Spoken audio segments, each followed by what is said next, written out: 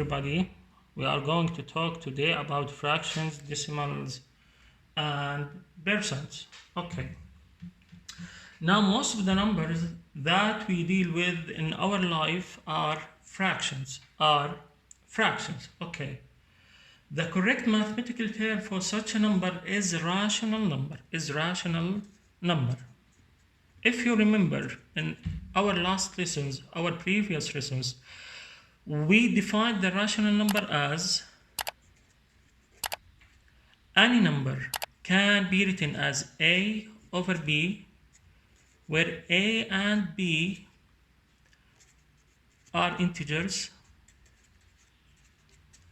and b does not equal to 0. So the rational number is any number can I write as a over b, where a and b are integers and b does not equal 0. For example, I have 4, it is a rational number. Okay, I have 0.7, it is a rational number. I have 20%, it is a rational number.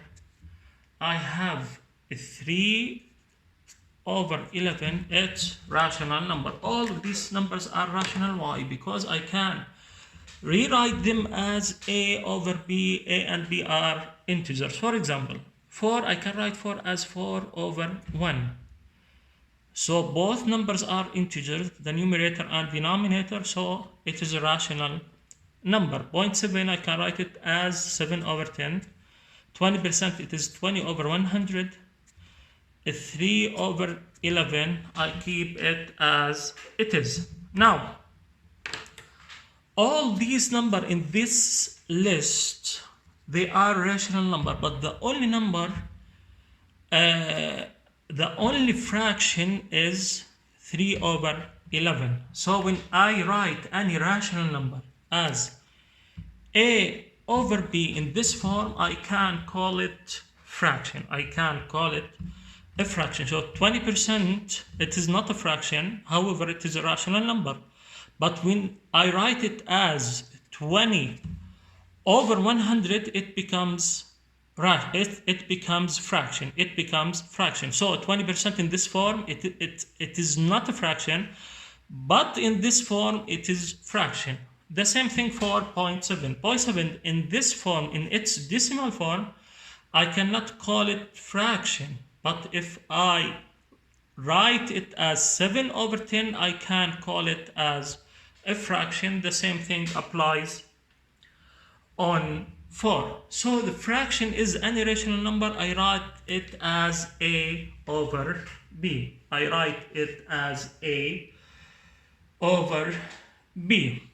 Actually, any fraction, I can write any fraction or convert any fraction to its decimal form,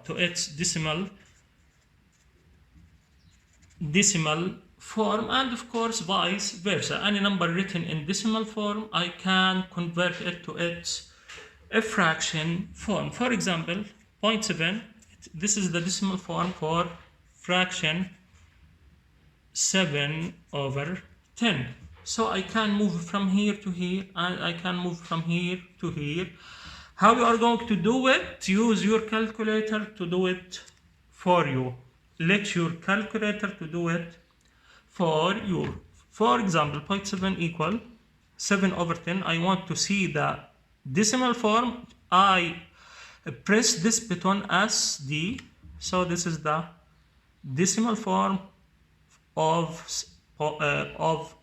7 over 10. If I want its fraction form, I press SD button for another time, and the calculator will give me the fraction form of 0.7. So it is easy to convert a fraction to decimal, and vice versa. Just let your calculator do it for you.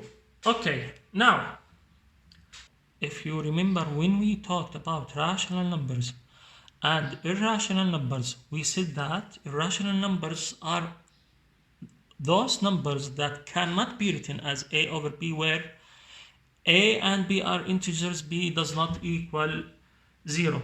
No matter how much you try, no matter how much you try, you cannot write irrational number as a over b. A and b are integers, and we said that the irrational number in its decimal form, it's not terminating, and it is not repeating. The most famous examples on irrational number is pi, which is equal to 3.14, and the numbers continue after the decimals and they are not terminating, and there is no pattern after the decimal, so they are not repeating. The same thing for Euler's number, the same things for Euler's number and all other irrational number. Actually, we talked about this subject in our previous classes. But for rational numbers in their decimal forms, we have two cases. The first case, in its decimal form, the rational number or the fraction in its decimal form, the first case, it is ending or terminating.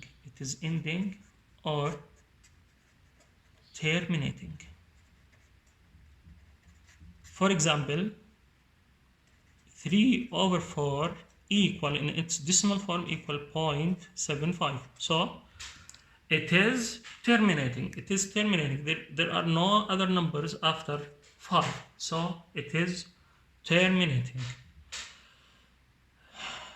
The second case for fraction, if it's written on its decimal form, it's not ending,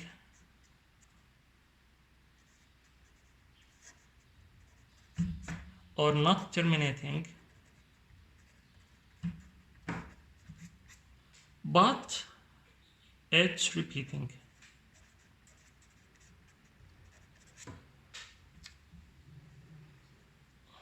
Example of not ending or not terminating repeating fractions is 1 over 3. 1 over 3 equal 0.333, and it's not ending, but 3 itself, it's repeating. I can write it as 0.3 dash, So 3 is repeated to infinity, okay, but there is pattern because 3 is repeating. So this is a rational number. When it's written in its decimal form, it's not ending or not terminating, but it's repeating. So the difference between this rational number and this rational number and this irrational number, the irrational number not terminating and not repeating, but here it's not terminating but repeating. So this is the difference. Okay. Now, how can I tell when this fraction is terminating and when this fraction is not terminating? Okay, for the first case, which is terminating, okay, I write a over b, the fraction, in its simplest form. The first thing I do to check if this fraction will terminate or will not terminate, I write it in its simplest form. If there are any common factors between a and b, I should cancel them out and write a over b on its simplest form. And after writing this fraction on its simplest form, simply I look at b and I use my calculator to factorize b. If b, the factors of b contains only 2's and 5's, then the fraction a over b will terminate. Okay, this is case number 1. Case number 2. Case number 2. Okay.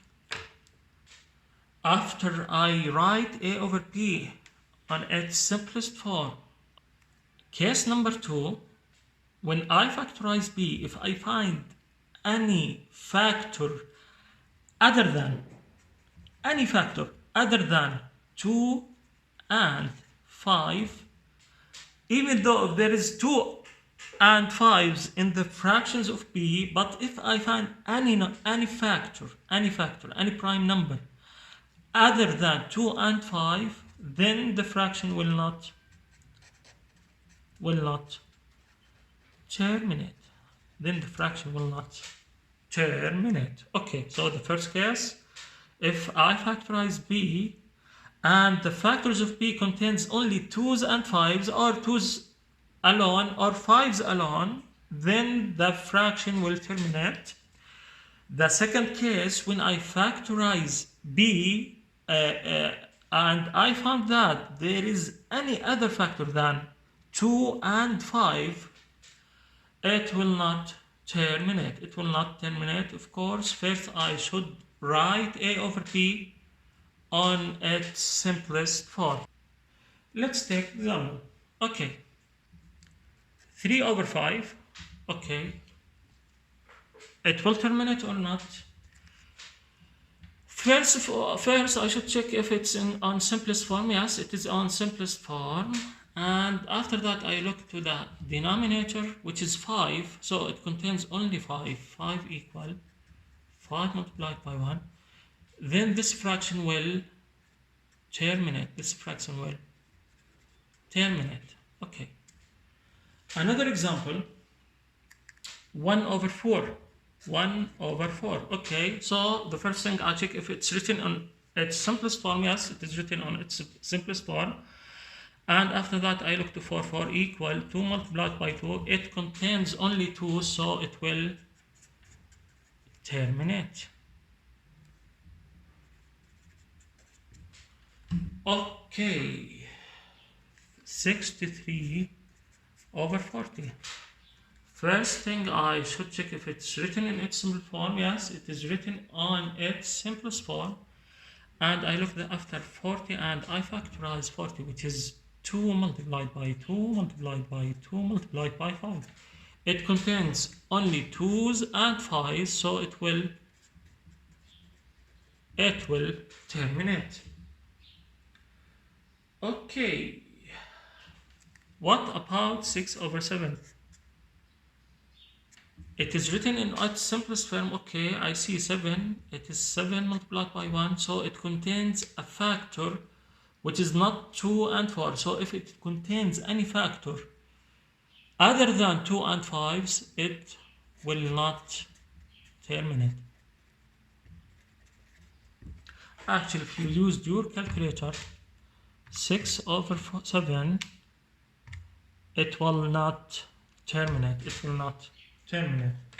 Let's check for 23 over 22. Okay, it's written in its simplest form, so I see the denominator, it's equal 2 multiplied by 11. Yes, I have 2 here, but I have other factor which is not 2 or 5, so it will not terminate. Okay, the last example, 21 over 15. Okay, I ask myself if it's written on its simplest form. No, it's not written in its simplest form. I have common factor between the numerator and denominator, which is 3 multiplied by 7 over 3 multiplied by 5. 3 and 5 will cancel out. Then the fraction equals 7 over 5. Okay, I look to 5. 5 equal 1 multiplied by 5, so it contains only 5's. Then it will terminate. So those are examples of fractions when they are terminating and when they are not terminating. Okay, let's start with basic arithmetics. How can I do basic arithmetics on fractions? Let's start with multiplications and divisions. Multiplication and division. Okay, let's start with multiplication.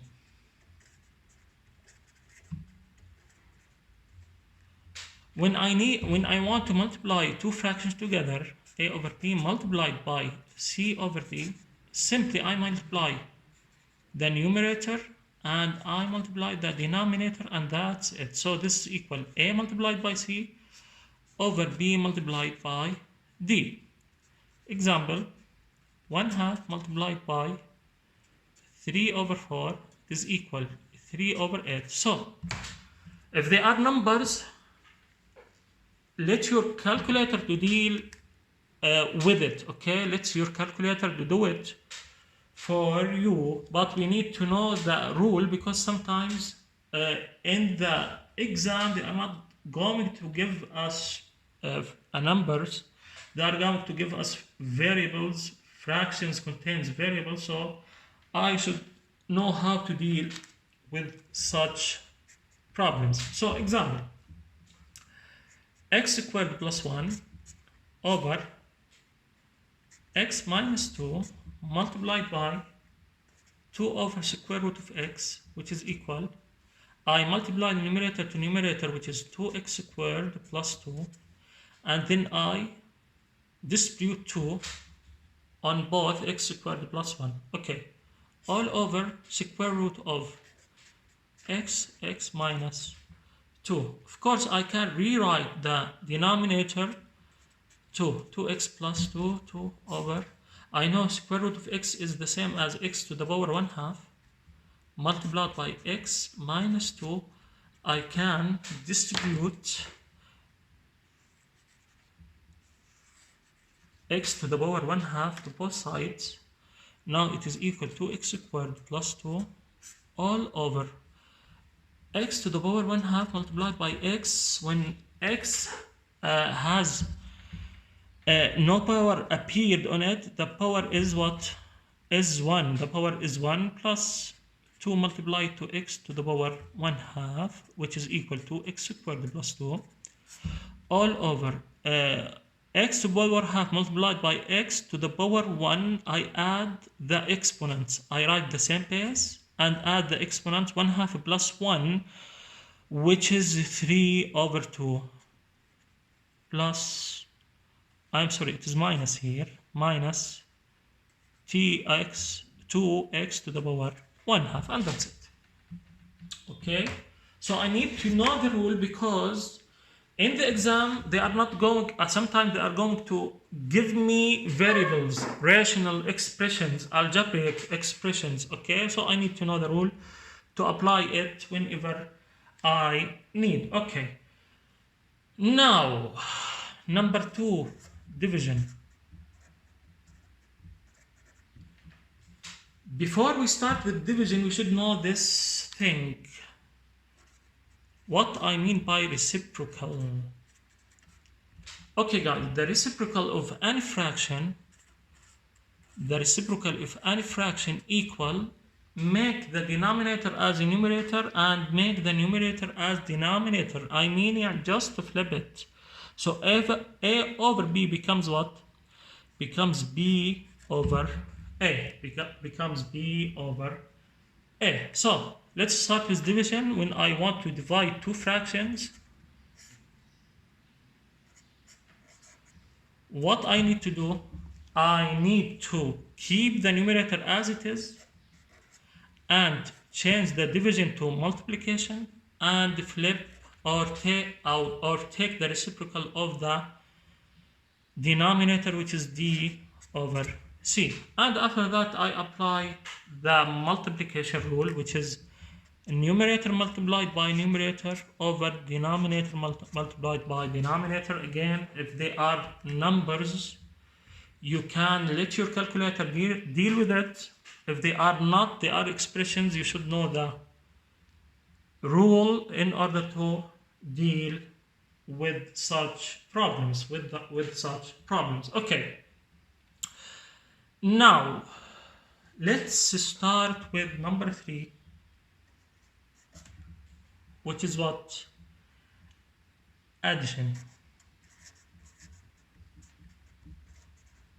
Okay, how can I add two fractions to each other?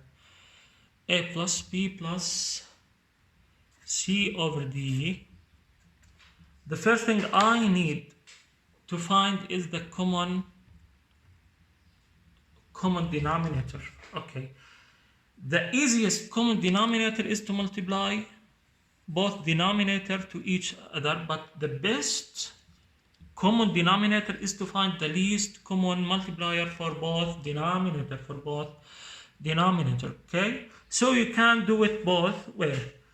In this case, I want to find the common denominator of both, let's say, of both variables b and d.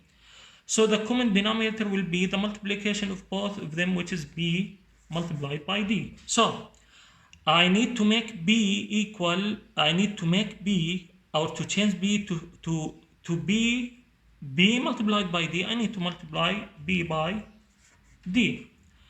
And if I multiply the denominator by d, I need to multiply the numerator because I don't need to change the value of the fraction. It's like I multiply the fraction by 1 because d over d equals 1. d over d equals 1. Here I want to make the denominator bd, so I need to multiply by b. Okay, and if I multiply the denominator by b, I need to multiply the numerator by b by the same number because I don't want to change the value of fraction. Okay, a multiplied by d, it is ad over b multiplied by d, it is bd, plus c multiplied by b, it is bc, all over d multiplied by b, it is bd. Now I have a common denominator, then I can do the addition. Which is equal what? It is equal. I put the same denominator and I add the numerator to each other. Okay, so it is AD plus BC. It is as simple as that. Okay, so if I want to deal with subtraction, okay, which is number 4, subtraction, it's the same issue, but instead of plus it is minus. Instead of plus it is minus, and that's it. Okay, so those are the 4 common arithmetic operations that I can apply to fractions. Let's do this example, and this is an important example because real tests, it looks like a real test. Okay, example.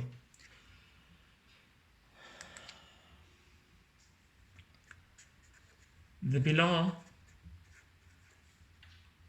2 circuits are said to be equivalent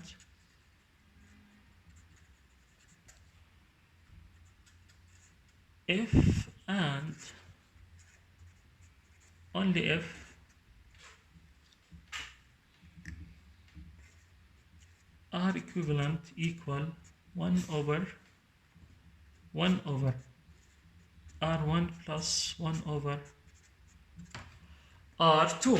Okay, the 2 circles are like this. The 2 circuits are like this. This is R1 and this is R2, and they are equivalent to R equivalent. Okay, those 2 circuits are said to be equivalent when R equivalent equal 1 over R1 plus 1 over R2. Then the question is, which of the following represents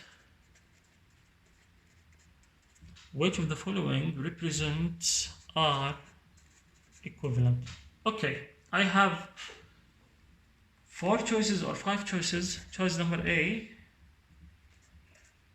R1 plus R2 to all over R1 multiplied by R2. Choice number B, R1 all over R1 plus R2. C, R2 all over R1 plus R2.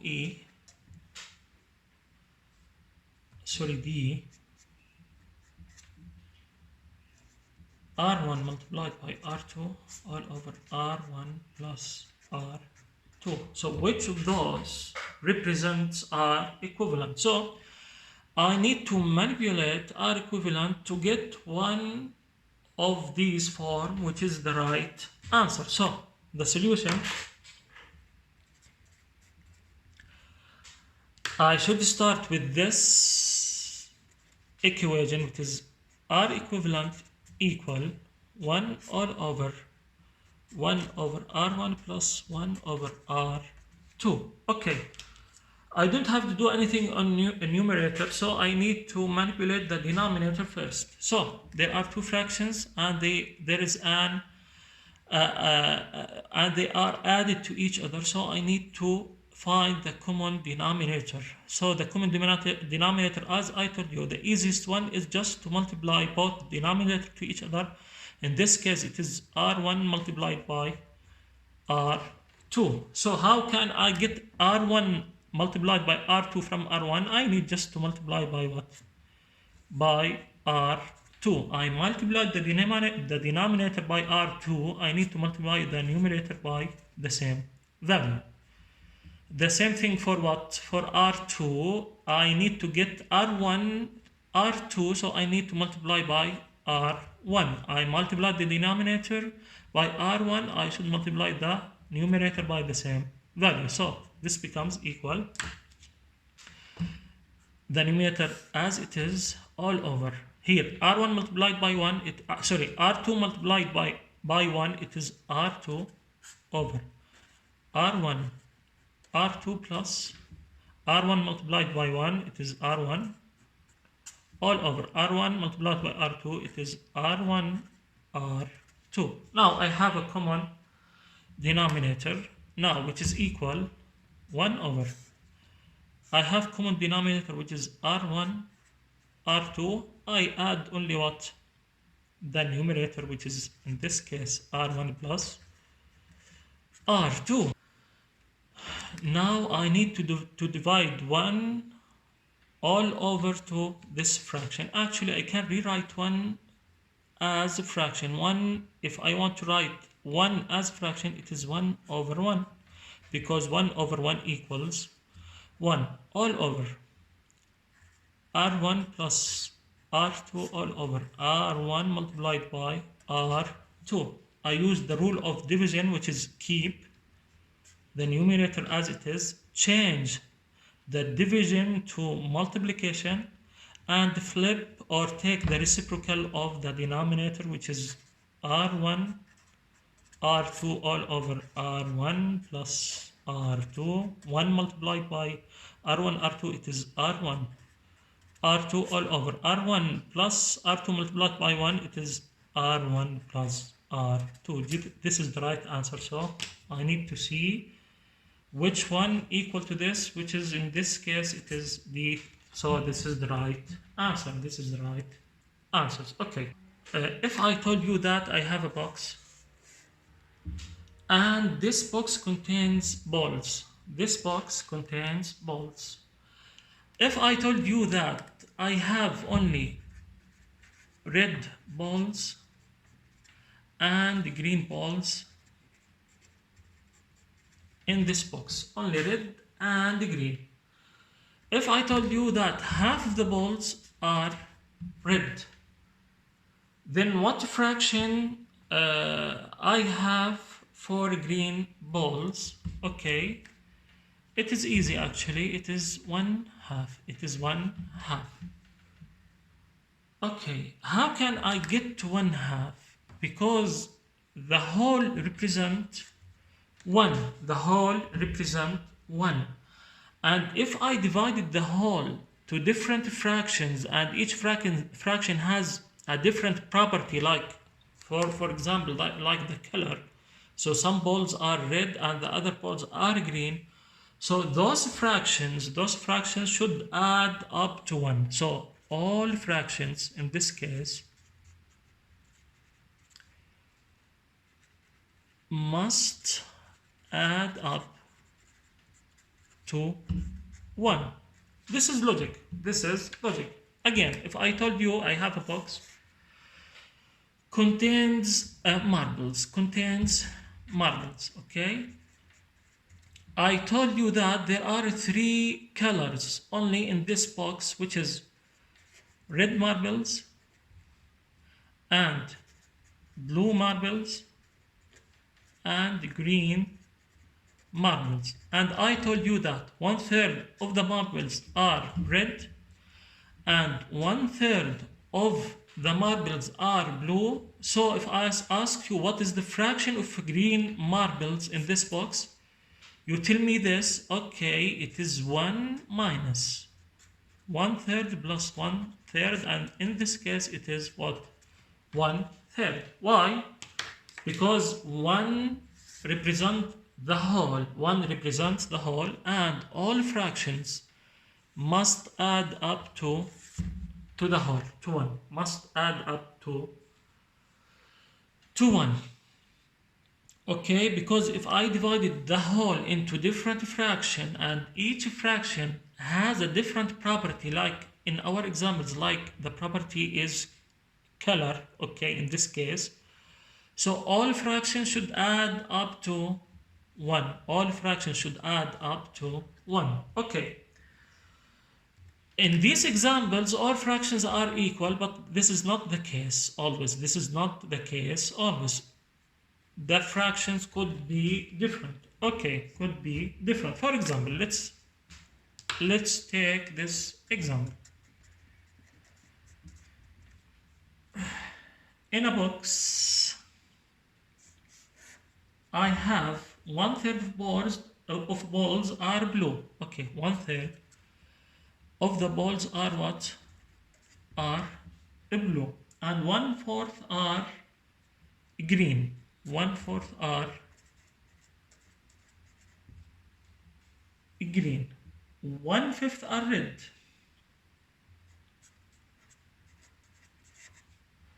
1/5 of the balls in this box are red. So the question is, what fraction of the balls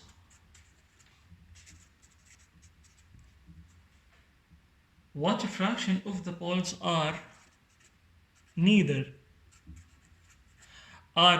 of course, are neither blue,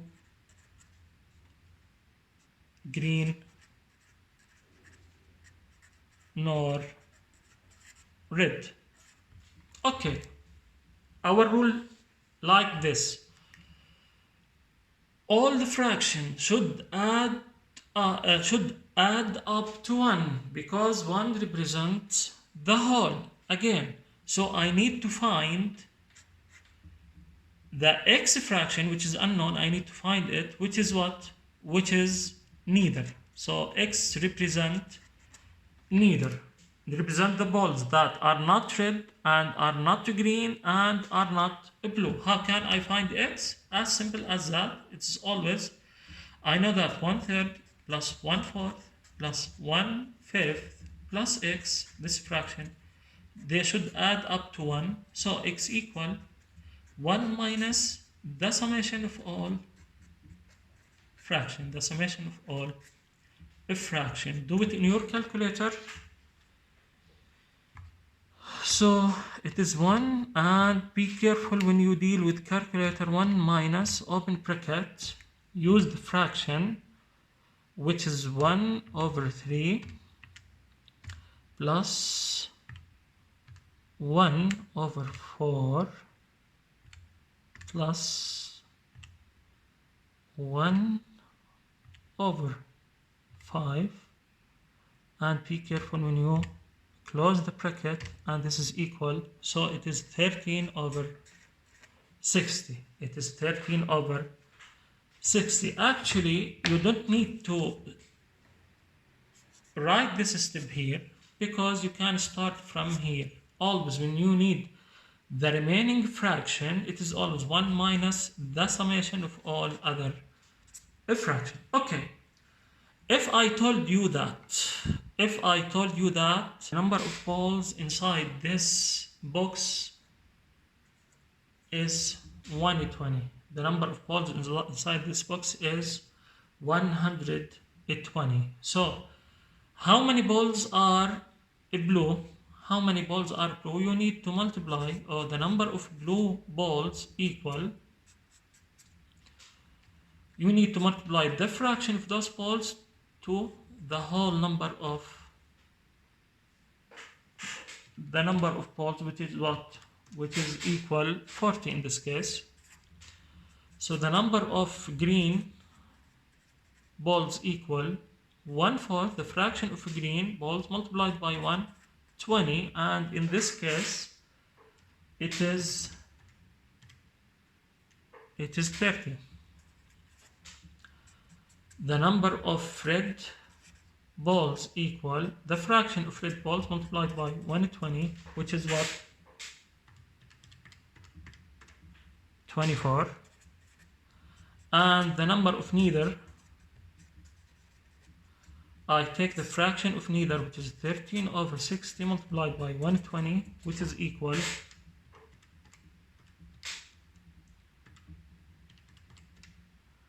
26. Actually, you can find 26 by subtracting the summation of all other balls from the total parts, which is 120 minus the summation of all these numbers. It will give you 26. It will give you what? 26. Okay. Another example.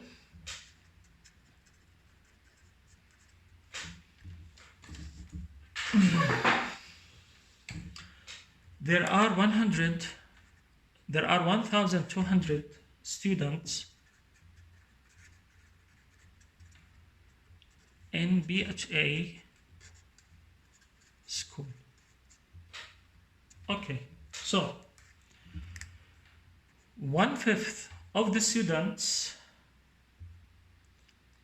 take M1 exam in 9th grade.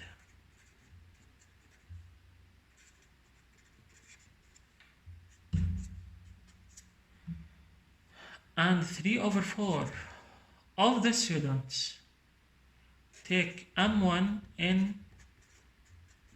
10th grade.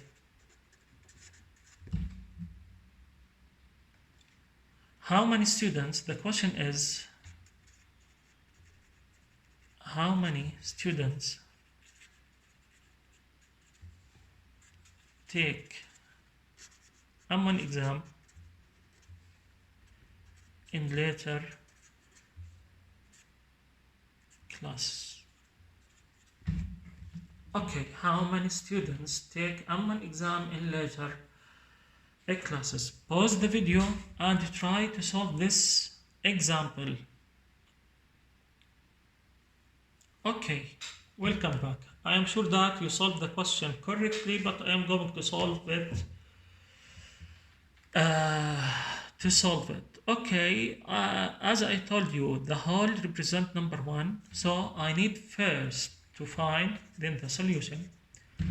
I need first to find the fraction of students, the fraction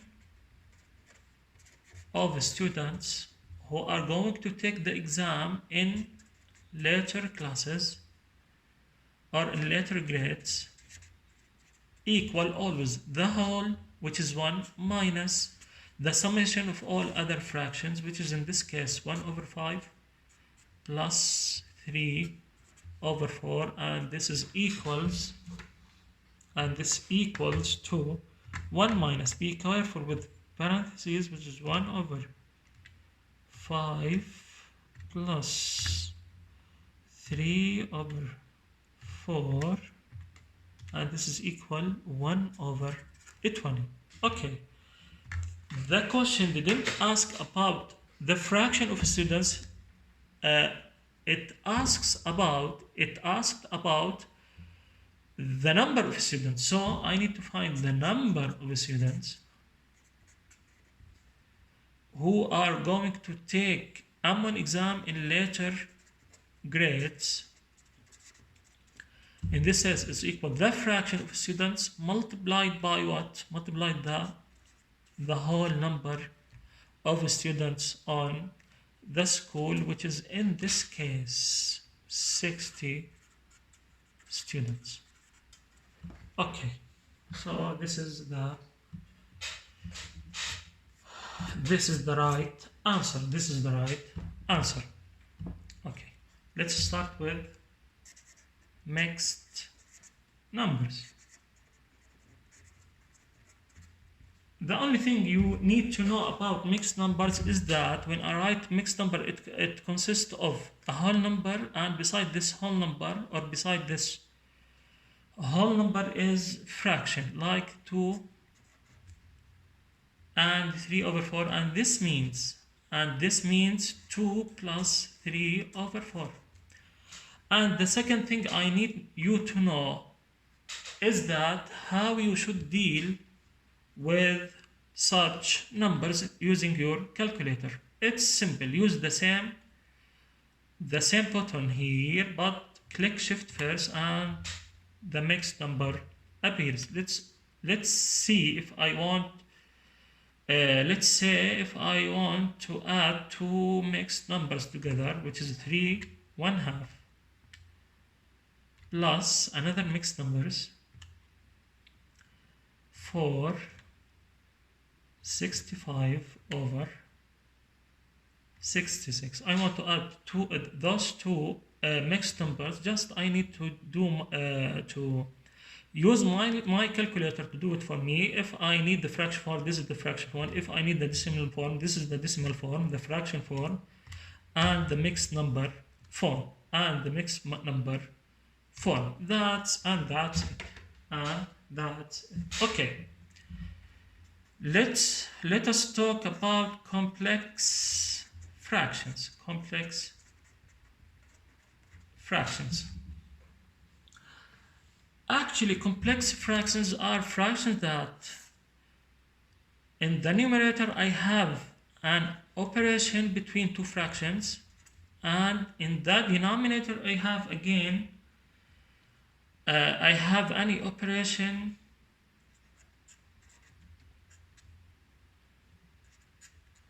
with two fractions. Let's say it is 3 plus 1/2 all over 3 over 4 plus 2 over 5.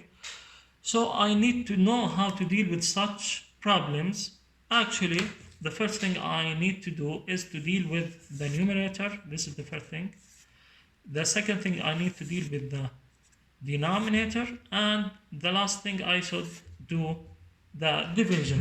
I should do the division. Okay, now of course if they are numbers, again I need to use my calculator. Let your calculator do the job for you, okay, if they are numbers. But sometimes in the exam they are going to give us expressions or algebraic expressions as fractions or as rational functions. So x squared, for example, -1 all over x plus 1 all over,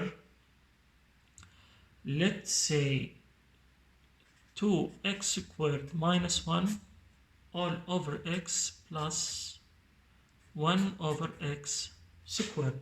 So if I want to deal with such fraction in the exam, as I told you first, I need to deal with this one, and I need to deal with this one, and after that I need to deal with the last one. Let us do it.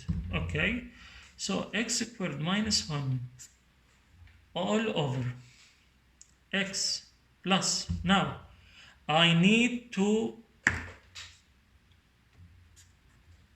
find a common denominator, which is 1 multiplied by x, which is what? X. So 1 over, I multiply this by x, and I multiply this by x because I need to keep the fraction as it is, so it becomes x all over x.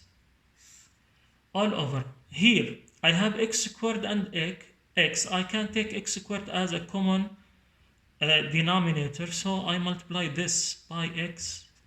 And if I multiply the denominator by x, I need to multiply the numerator by x, so it becomes what? And remember that I distribute x to 2x squared and to the minus 1. So x multiplied by 2x squared, it is 2x cubed, all over x multiplied by x, it's x squared. I add the exponent. The exponent 1 here and the exponent is 1 here. And I have the same base, so I add the exponent here, it is 2. Here I have x squared to x, and I have to multiply 2 by 1 here, it is 2, because the coefficient of x is 1 here. I multiply x to x squared, x to the power 1 to x squared, I add the exponent, it becomes x cubed. Actually, if you didn't understand what I am doing here, later on you are going to understand when I speak about the polynomial. So don't be worried, okay? Don't worry. So don't worry. Now x is multiplied by minus 1. It's minus x. Don't forget to distribute x to both terms, okay? Plus, I didn't need to do anything here. It is 1 over x squared, which is equal. Now, in the numerator, I have what? Common denominator, which is x. And I can add x squared plus x minus 1. X squared plus x minus 1 all over. Here, it is the same denominator. It is x squared. Now, it is 2x cubed minus x plus 1 now, which is equal. The last thing I should do to deal with the division, so the numerator, I keep the numerator as it is.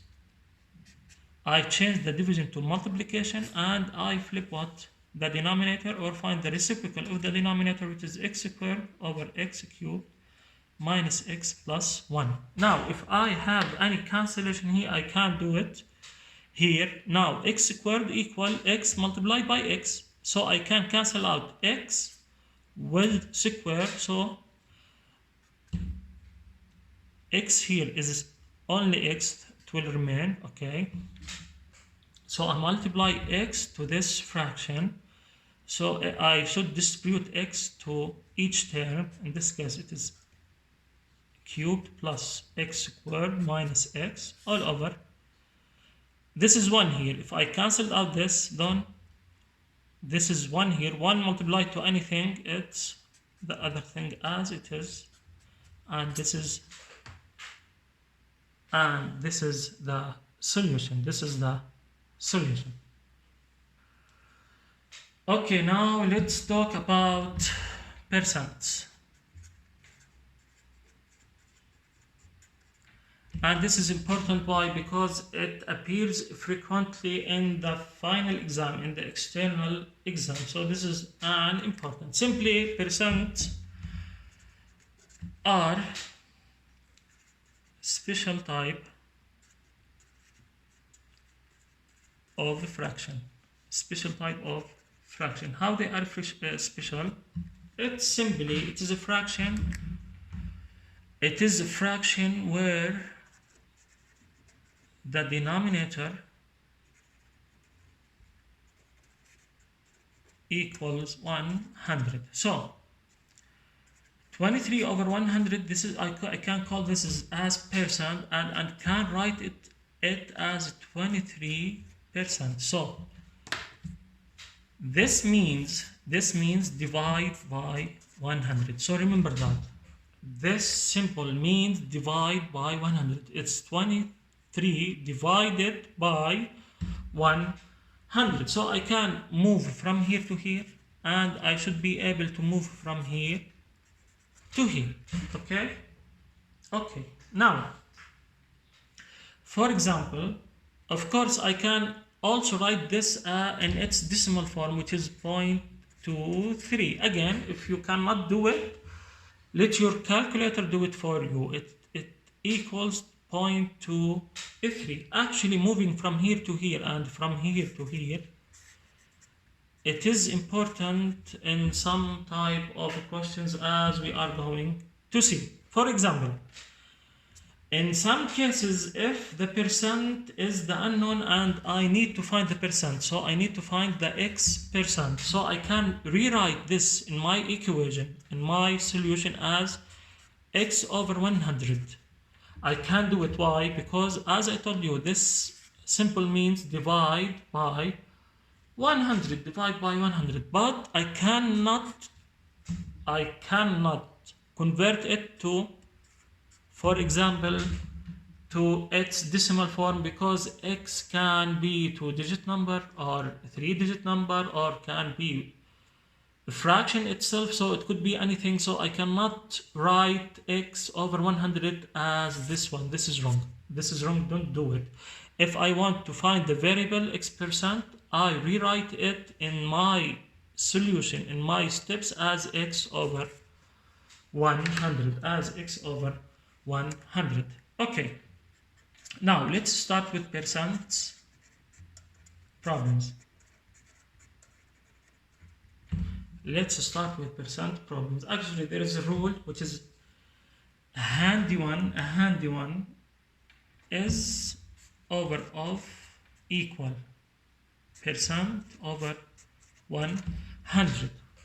Actually, in this equation, I have three variables. This is the percent, and this is and this is of. In any question, the question is going to give you two of them and ask you about the third one. So it could give you is or of, give you is and of, and ask you about the percent, or it's going to give you percent and is and ask you about of and so on. Okay, so what I mean by this thing, in the example everything will be clear. In the example everything will be clear. Example 1. What is 27%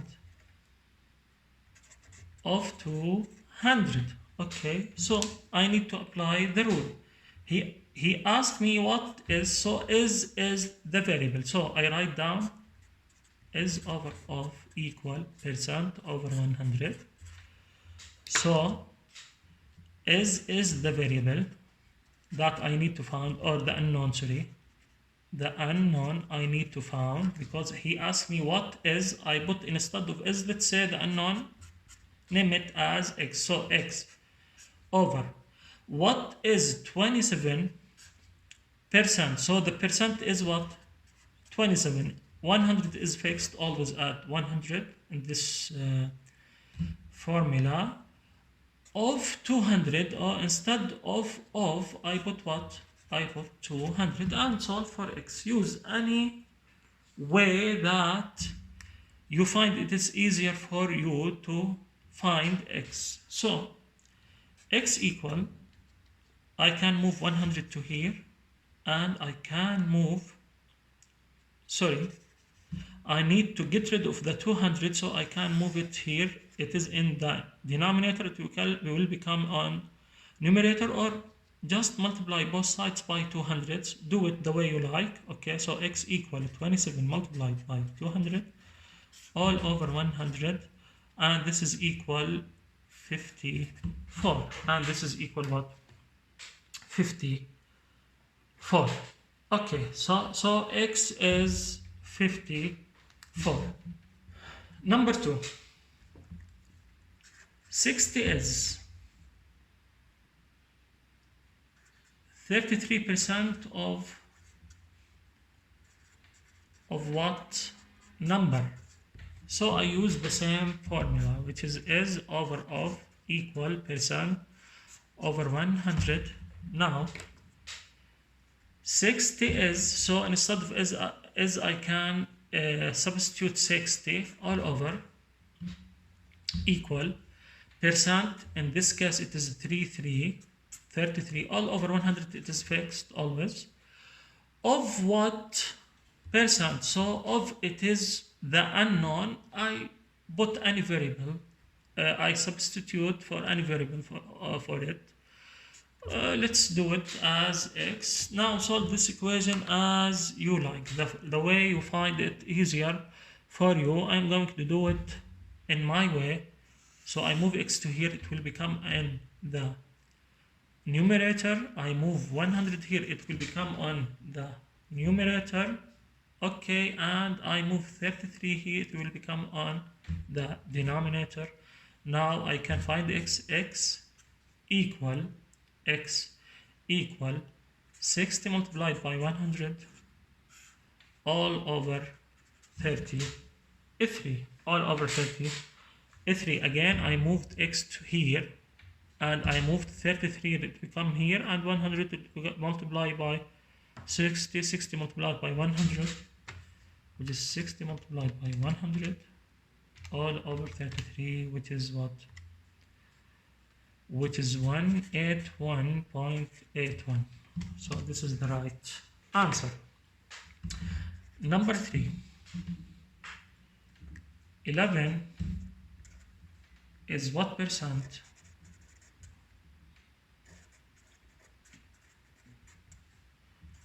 of 110? Again I use the same formula, is over of equal percent over 100. So here 11 is, so I substitute 11 for is, okay, all over are what percent of, so the percent is the unknown, I write it as x, okay, and 100 is fixed in this equation of 108. So instead of it instead of I substitute 110 and I solve for x. I need only to move for the 100 here. So x equal 100 multiplied by 11 all over what? 110, and this is equal what? 0 and 0 will cancel out. 11 with 11 will cancel out, and there is only 10. So the final answer is 10%. So the final answer is 10%. Okay. Now let's talk about percent increase and percent decrease, and this is an important one because many questions on the external exam comes on this subject. Okay, now if I want to calculate the percent increase, if I want to calculate the percent increase of any quantity, I use this formula, which is the actual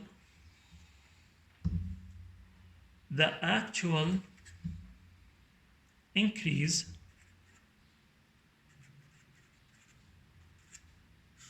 all over the original value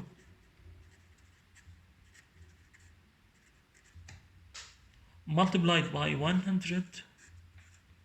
So in such example, I need to evaluate this fraction and add this symbol after the final number. So this is the percent increase of any quantity, the percent increase of any quantity. Okay, I can rewrite this as the new value minus the old value or over the old value multiplied by 100%. It's the same as the above one. Okay, what about the percent increase of any quantity? I can write it as this. So the percent decrease of any quantity equal the actual decrease all over the original value multiply by 100 and add the percent symbol I can write it as below. I can write it in both ways. I can write it in both ways, old over new, because in this case old is bigger than new because it is decrease. Okay, so I want to get a positive number, so it is old minus new all over old multiplied by 100%, or I can write the same expression here in new minus old all over old 100%, but I need to add what? Absolute value here. Why? Because I need to take the positive difference. I need to take the positive difference because it is the actual decrease. The actual decrease, it should be positive number. Okay, the positive difference. So, okay, now let's start with this example.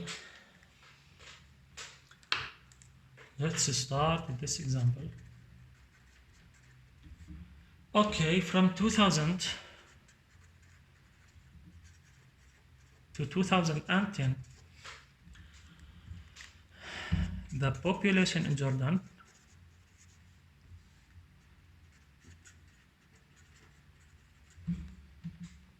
increased from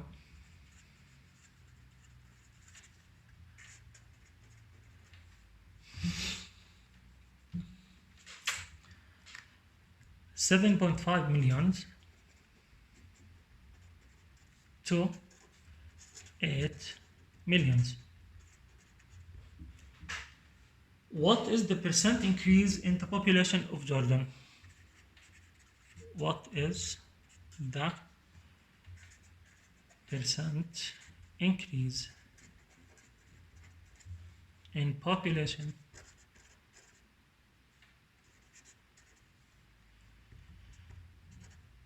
of Jordan or in Jordan? So I need to apply the rule. I have new value minus old value all over all value multiplied by 100%. This is what? The percent increase. Which is equal. Where is the new value? The new value, it is the population in 2010. This is the new value. So it's 8 million minus the old value. It is the population in 2000, which is 7.5 all over the old value 7.5. Multiply this fraction by 100 and add this simple, and it is as simple as that.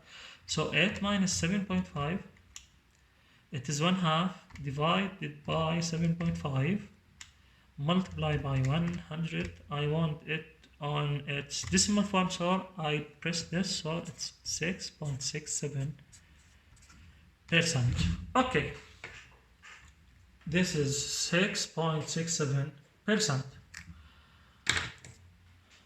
Let's do other example, and this time I want from you to solve it before I do. Okay, now from 2000 to 2010, the population increased in Jordan from 7.5 million to 8 millions. Okay. From 2010 now. So this is the first thing. So the second thing is from 2010 to 2020, the population in Jordan increased by 8%. So it is increased by 8%. Okay. Then what was the percent increase of population from? So the questions asks for the percent increase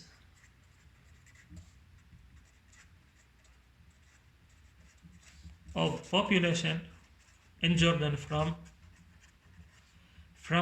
2000 to 2020.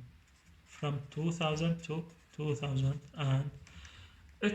So now pause the video, okay, and try to solve this example. Okay, I am sure a lot of you solved this example and they could find the right answer. Okay, so but I am going to solve it for you. Let's see what we should do. Okay, now what I need to calculate is the percent. So the solution is here. I need to find percent increase of population in Jordan from 2020 to 2000. So this is equal what?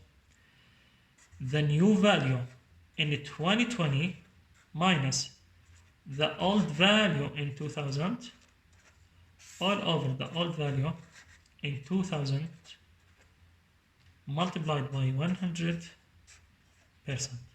Okay, so the old value in 2000, it is what? It is 7.5, I know it. So this is known. Okay, I need to know the new value in 2020 in order to find the percent increase from 2000 to 2020. So this is what I need to know, and this is what I need to do first. Okay, how can I find this? Let's see. So the new value in 2020 equals what? Okay, I know that from 2010 to 2020 it increased by 8%. So it increased by 8%. So I need to find the increment and add the increment to the original value in 2010. And this is what? This is the new value on 2020. So what I need to find first, I need to find the increment from 2010 to 2020, and to add this increment to the original value or the old value on 2010, and this is equal the new value on 2020. Actually, in future we are going to use a simple formula. It is easier than this one, but let's do it this way for one time for this example. But in future we are going to use something much easier.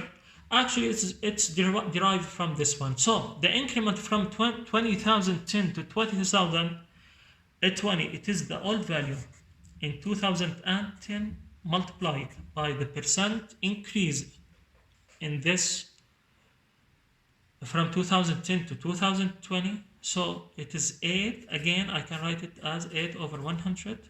Okay, plus the old value in 2010. I know the old value in 2010, which is what? This one.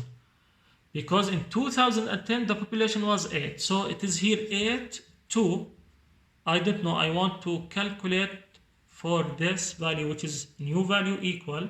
So the old value, it is 8 millions multiplied by 8 all over 100. Calculate this alone, plus the old value, which is 8 millions. Now you can use your calculator. So 8 multiplied by 8 divided by 100. This is the, 8 million multiplied by 8 million, okay, divided by 100. Now the population increased by 0.64 millions. So the increment is 0.64 millions plus the old value here in 2010. It is what? Plus 10. I need to find what? the decimal value, which is equal what? 8.64 millions. Okay, now I know the new value in 2020, which is 8.64. I can substitute for here. I can substitute the value here and find what? Find the percent increase from 2000 to 2020. Now, after finding the new value, the new population in 2020, which is 8.64 millions, I can substitute for the new value in 2020 in this equation and just find the percent increase from this period from 2000 to 2020. Okay, and this is equal the new value in 2020, which I just calculated, which is 8.64 millions, minus old value in 2000, which is the value in 2000 here, which is the value in 2000 here, which is 7.5, which is 7.5. So minus 7.5 all over the add value, which is 7.5 multiplied by 100%. So I need to calculate this fraction. Again, be careful when you using your calculator. You should be fast, you should be accurate at the same time. So just divide by 7.5 multiplied by 100. Okay, I need the decimal, which is the decimal form of this number, which is 15.2%, which is 15.2%. Okay, actually here we need to notice something. If you remember, when we calculated in the previous example the percent increase from 2000 to 2010, we got 6.67%. Sorry, we got 6.67%. So the percent increase from 2000 to 2010, it was 6.67%. Okay, the second increase from 2010 to 2020, it is 8%. When I calculated the total percent from 2000 to 2020, I got what? I got this percent, 15.2. Let's see when I add both percents to each other and compare the result with the final answer I get when I calculated the percent increase from 2000 to 2020. Let's do it. Okay, let's do it. Now, I know that from 2000 to 2010, I got what? 6.67% increase in population, and from 2010 to 2020, I have 8% given in the example as percent increase in population. When I calculated the percent increase from 2000 to 2020, the whole period, I got this number, which is 15.2%. Okay, let's see what happens when I add those 2% to each other. Okay, so 6.67% plus 8%, I got what?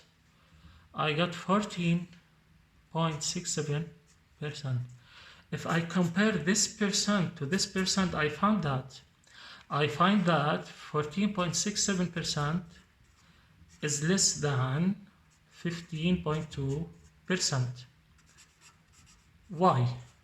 Pause the video and try to figure out why is this true. Actually, this is true for any two increments. So there is a rule,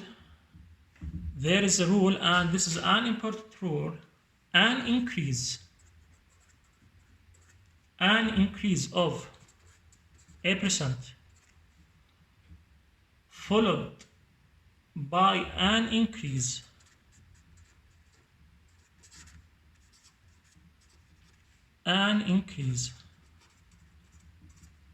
of b%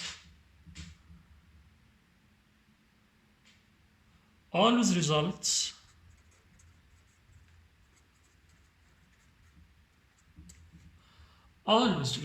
in a larger increase than a single increase of a plus b%. So this is always the case. Again, think why this is true for this case. Okay. Again, we are talking about increment here. We are talking about percent increase here. What if we were talking about the decrease? Okay, in case of decrease, so a decrease of a% followed by a decrease of b% always results in not a larger, in a smaller decrease than a single decrease of a plus b%, and this is valid in all cases. Again, why is this true? Okay, so you can think of it, pause the video and think why this is true for all cases. Okay, I hope you could find the right answer. I am going to give you this example, and I hope you can understand why this is true.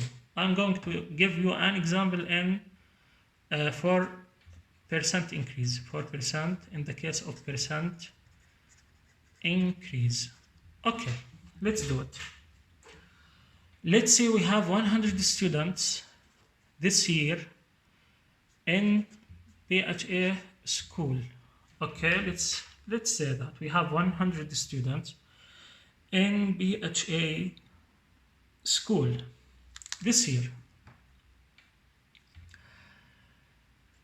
In, let's say, 2018, let's say we have 100 students in BHA school in 2018, and in 2019 the student increased by 25%.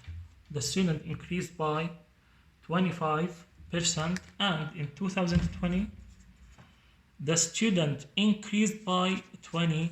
The student increased by 20%. Let's calculate the new value or the new number of students in 2020. And before that, let's start with the new number of students in 2019. Okay, so the new number of students in 2019 equal the old number of students in 2018 plus the increment. How can I calculate the increment? Again, the increment equals the percent increase multiplied by what? Multiplied by the old value. So it's equal 25% multiplied by the old value in 2018.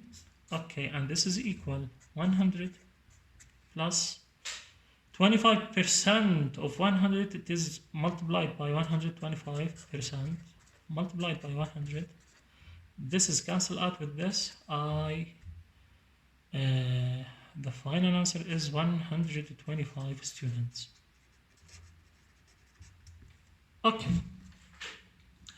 Now, if I want to calculate the new value in 2020, okay, I use this equation. All students, not in 2018, the old students now, which I calculated, which is in 2000, it becomes 125 students. So the old students in 2019 plus the increment.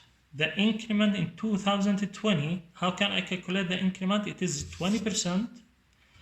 The percent increase multiplied by the old value in what? In 2019. So it is 20% multiplied by the old value, not in 2018, the old value in 2019. And this is equal, the old value is 125 plus 20% multiplied by the old value on 2010, it is 125, and this is equal, use your calculator to evaluate this.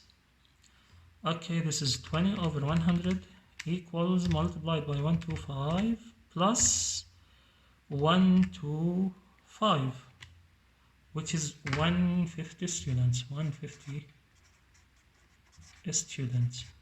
Okay, now if I want to calculate the percent increase, if I want to calculate the percent increase from in this period, from 2018 to 2020, I use this formula, the new value in 2020 minus the old value in 2018 over the old value 2018 multiplied by 100%. So okay, the new value in 22, it is what? 150 minus old value, which is 100 over what? Over 100 multiplied. Use your calculator to evaluate this. 150 minus 100 equal 50 all over 100, and this is equal what? This is equal multiplied by 100, and this is equal 50%. This is equal what? 50%. Again, if I add those two increment, which is 25% plus 20%, this is equal 45%, which is what? Which is less than less than 50%. I mean 45% is less than, which is represent A plus me percent, is less than 50%. Why is that? Look, when I calculated the increment in 2019, I multiplied the first percent, which is 25%, by the old number of students in 2019, which is 100. Okay, so after that, when I calculated the new value, I multiplied the 20% with 125, not 100, with 125 students. I multiplied the 20% with 125 students. I didn't multiply the 20% to 100. Okay, because of that, I got more students. I got the percent, a greater percent than if I added those two's number. Again, if I want to calculate the percent, the 45%, if I added those two and multiplied by 100, okay, I multiply the increment, I calculate the increment of 25% of 100 and 20% of 100. And this is less than what I did here actually, because here I multiplied 25% to 100 and I multiplied the 20% with 125, not with 100. And because of that, I got what?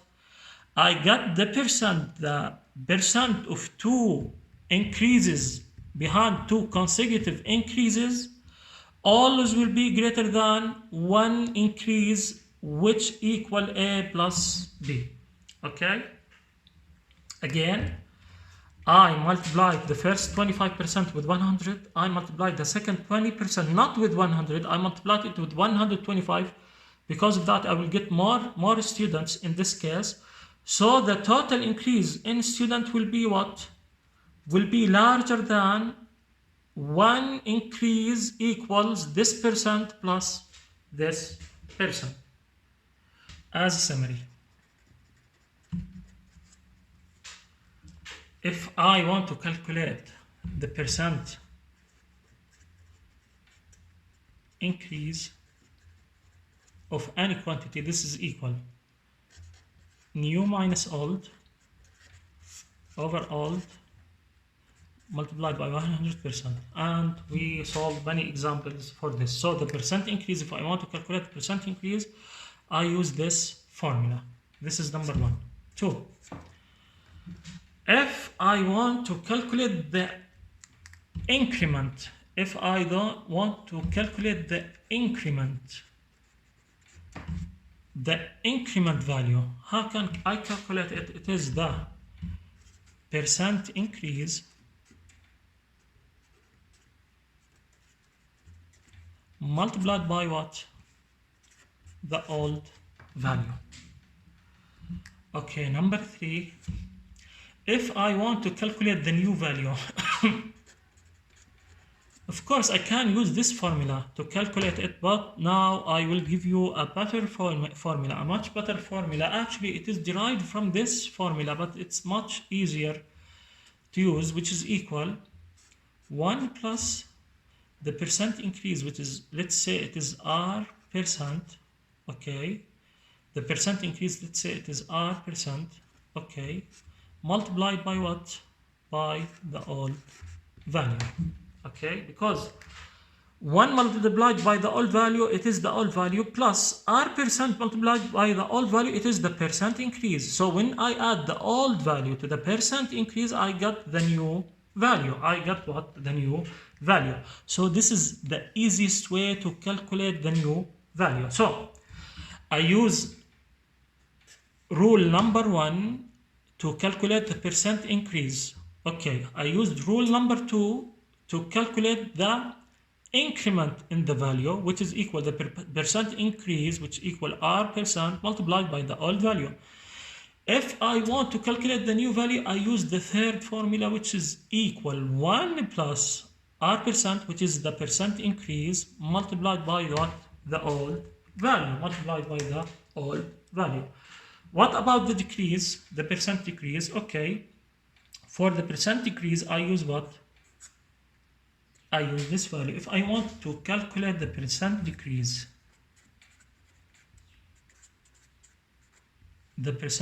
I use this formula again. I use old minus new to get the positive value, because old is greater than a new value, all over old, multiplied by 100%. Okay, fine. If I want to calculate the decrement value, it is the percent decrease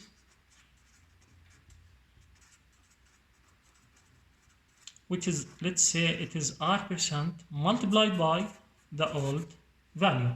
Number 6, if I want to calculate the new value,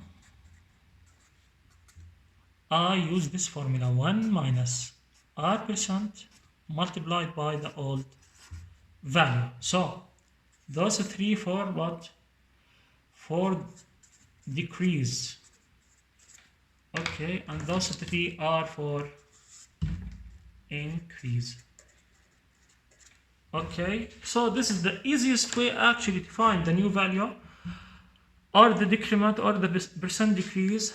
New value in the case of increase, the increment, the percent increase. This is important. This is the summary for what we studied before, and I will give you now more examples. Example.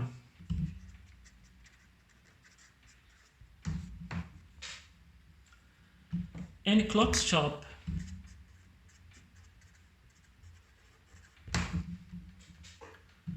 if a clock costs the shop $80, then the cost equal $80. Okay. And the shop adds 20% profit. Then the shop add a 20% profit. Okay.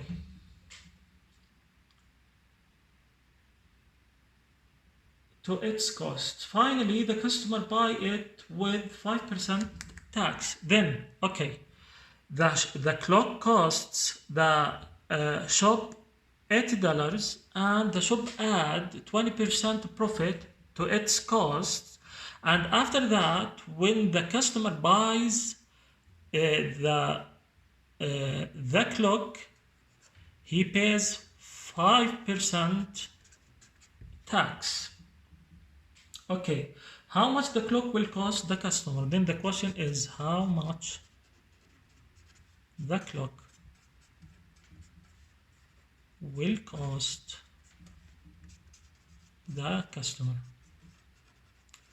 Okay, now we need to remember the following. In any example, if we find this, if we find profit,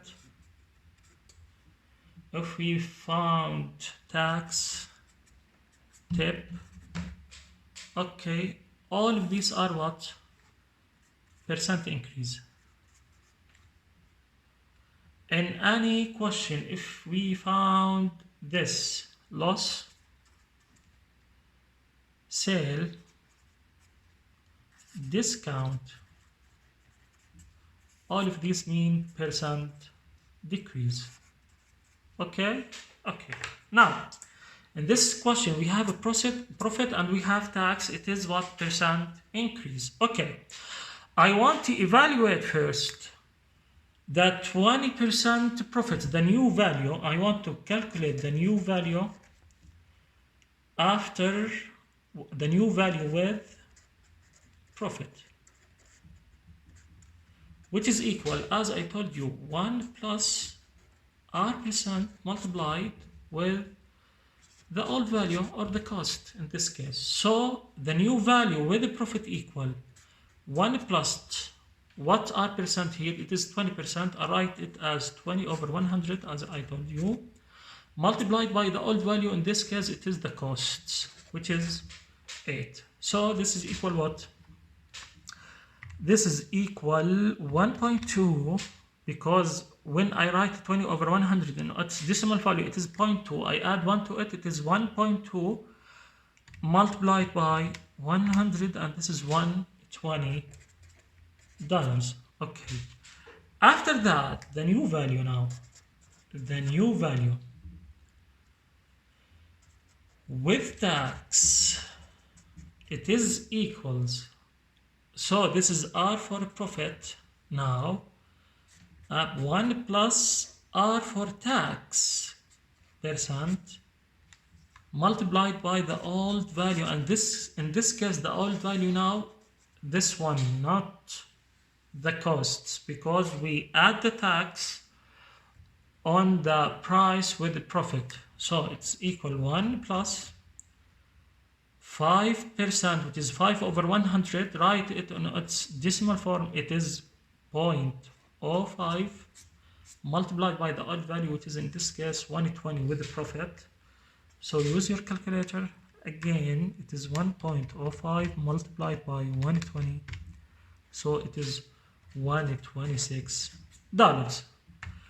Actually, now we calculated the profit. We calculated it in 2 separate steps, but I can save my time in the exam and do it in one shot. So the new value with profit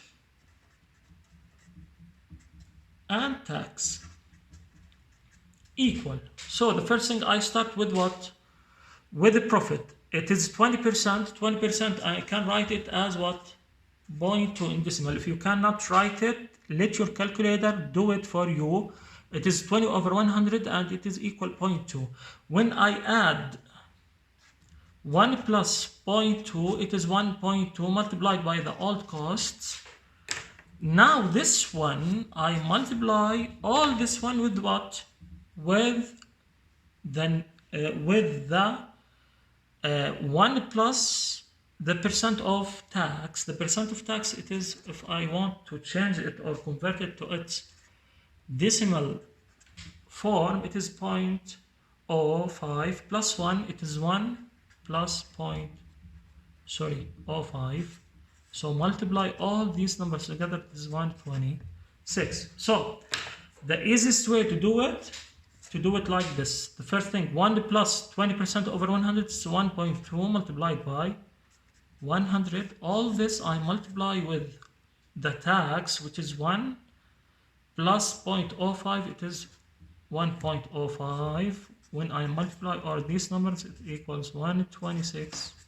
And this is the right answer. So the next example, we are going to go for it without make two calculations. We are going to do only one calculation. Example. Okay. In a sneaker shop, if there was 20% discount on a pair of sneakers, so I have a 20% discount, this is discount, on a pair of sneakers. I have 20% discount on a pair of sneakers labeled $80. Labeled what? $80. If the shop adds 5% tax, if the shop adds 5% tax on the discounted price,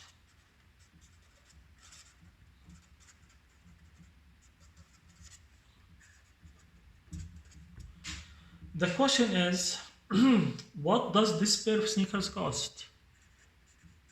Cost the customer, of course. What does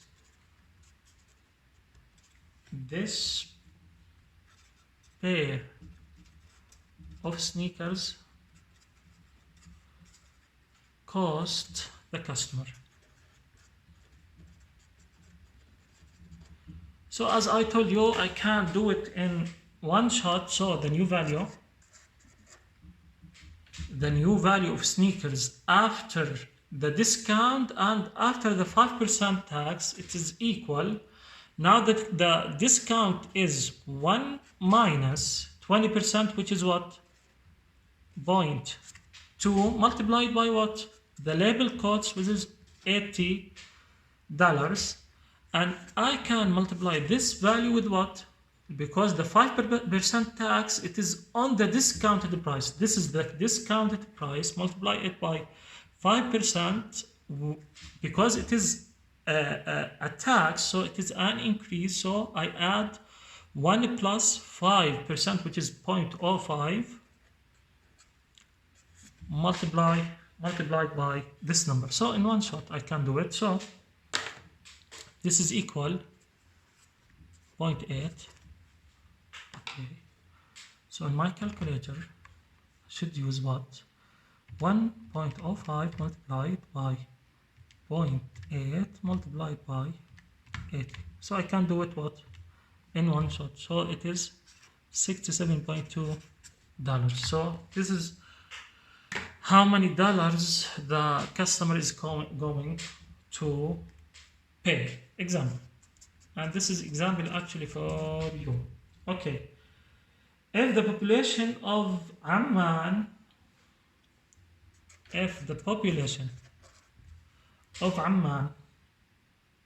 which was 200,000 on January 1960, okay, grew at a rate of 4% every year.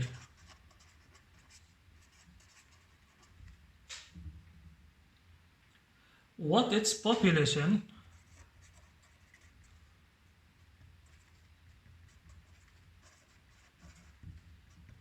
in number 1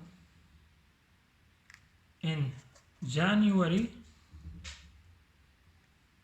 1961, number 2 January 1963, number 3 January in 1970.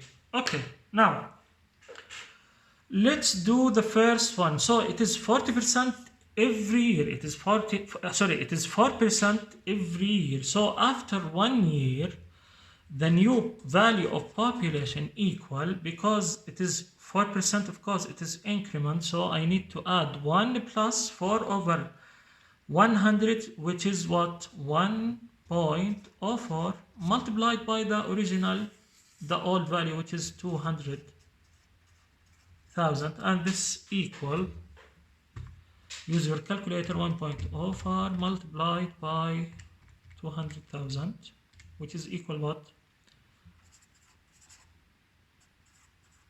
1,000 people. Okay, now I want to calculate the new value in what? After 3 years, and for each year there is an percent increase of 4%. So for the first year it is 200,000 multiplied by what? By 1.04. This is the first year. Okay, for the second year I multiply this by again 1.04. For the third year I multiply by 1.04. So this is equal what? Equal 1.04 to the power 3 multiplied by the original value 200,000, which is equal, use your calculator again, 1.04 to the power 3 equals multiplied by 200,000, which is equal what? 24,972. Okay. Now if I want to calculate for 10 years, if I want to calculate it for 10 years, for 3 years it is what? It is 1 plus r% all to the power 3.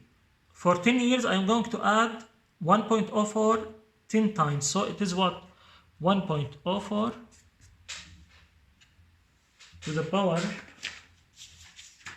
1.04 to the power 10, because they are 10 years multiplied by what? The original value, and this is equal, use your calculator again, 1.04 to the power 10 multiplied by 200,000, which is equal what?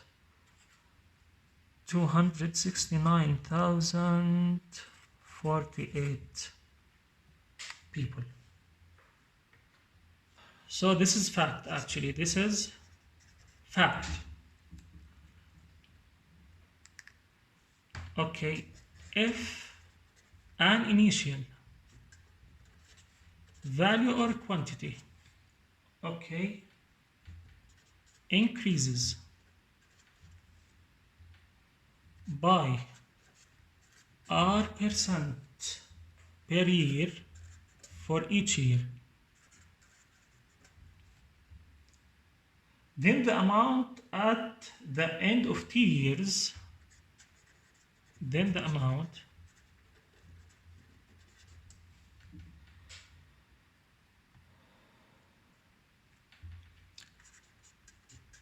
at the end of t years is given as A, the quantity, the new quantity after t years, equal 1 plus r% to the power t, the number of years, multiplied by what? Multiplied by the original value. Multiplied by the original value. Okay. So if an initial value, let's say it is A, increases by r% per year, then the amount at the end of t years, after t years, is given as the new amount A after t years equal 1 plus r% to the power t multiplied by the old value, or I can write it as it is this, the future value equal, or the new value equal after of course after t years equal the present value or the old value multiplied by 1 plus r% to the power t, which is the number of years, Okay, guys, this is the end of this chapter, and this is a good place to stop. See you next time in a new video. Have a nice day.